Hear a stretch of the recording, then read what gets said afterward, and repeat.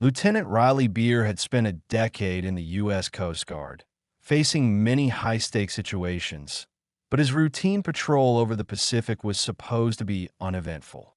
As his aircraft neared Pyclot Island, a small and rarely visited coral island about 160 miles northeast of the main Yap Islands, he admired its untouched beauty from above.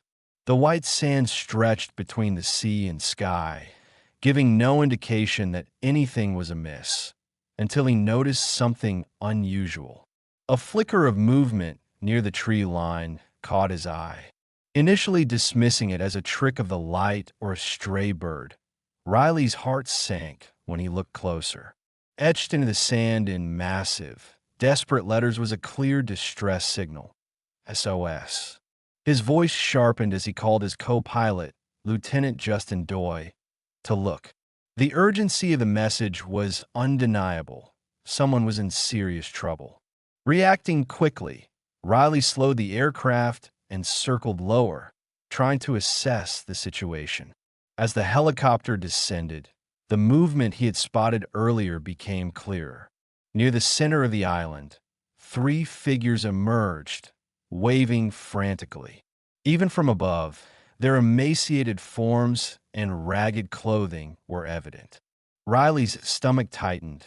This island was supposed to be uninhabited. How long had they been there?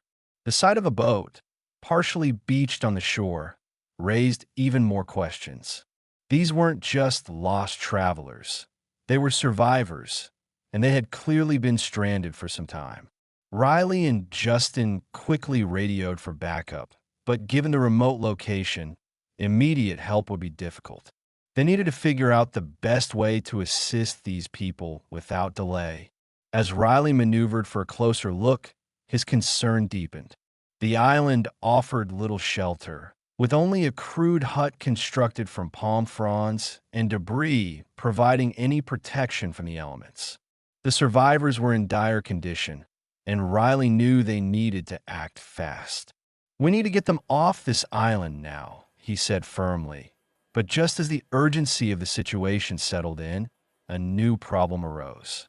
The once clear sky over the ocean had begun to darken, and storm clouds were rolling in at an alarming speed.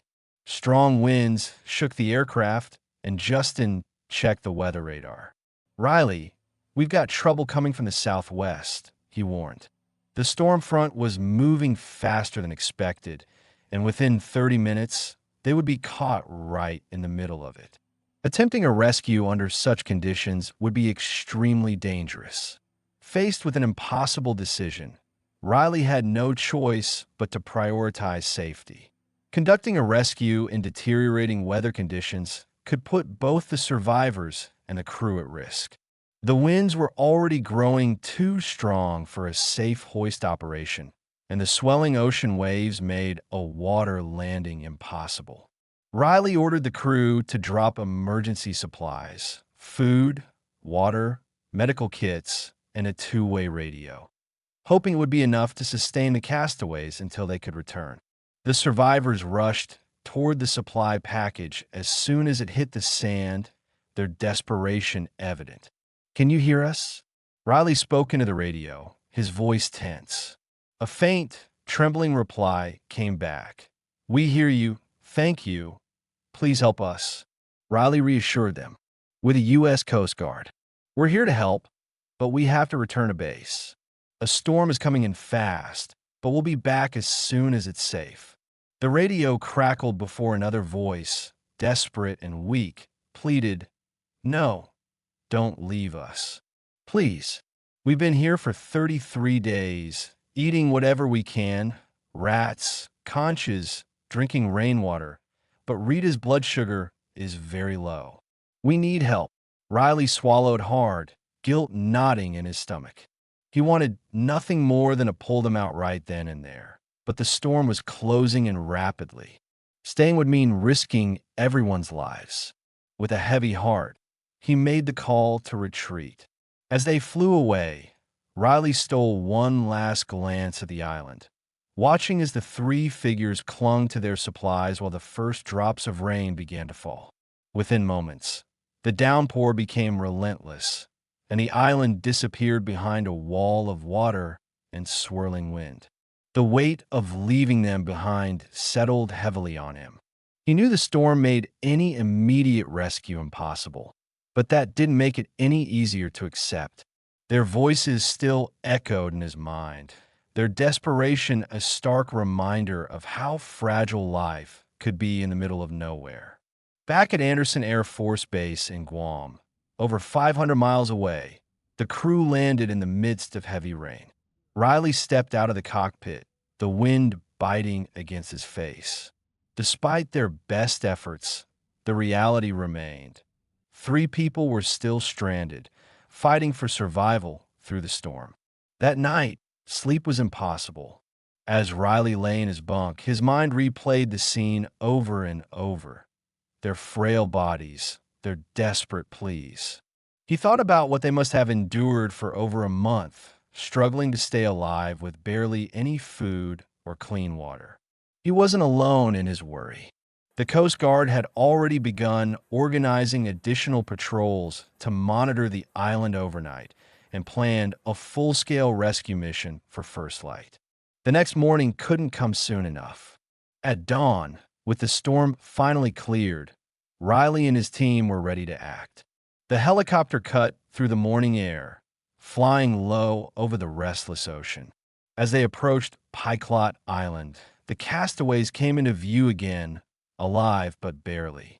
They looked even weaker than the day before, their eyes hollow and their bodies frail. Time was running out. With precision, the crew lowered a winch, one by one lifting the survivors to safety. As Riley guided the aircraft back toward Guam, relief finally settled in. They had made it, but the experience would stay with him forever. A stark reminder of just how unforgiving the ocean could be, and how sometimes survival came down to sheer willpower and the hope that someone, somewhere was looking for you. This rescue was a testament to the resilience of the human spirit, the power of determination, and the unwavering duty of those who risk everything to save others, no matter the odds.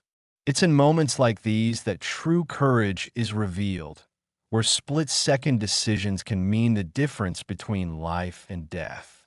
Riley's choices weren't easy, but they were guided by instinct, experience, and an unshakable sense of responsibility. Thank you for watching. If you were in Riley's position, what would you have done?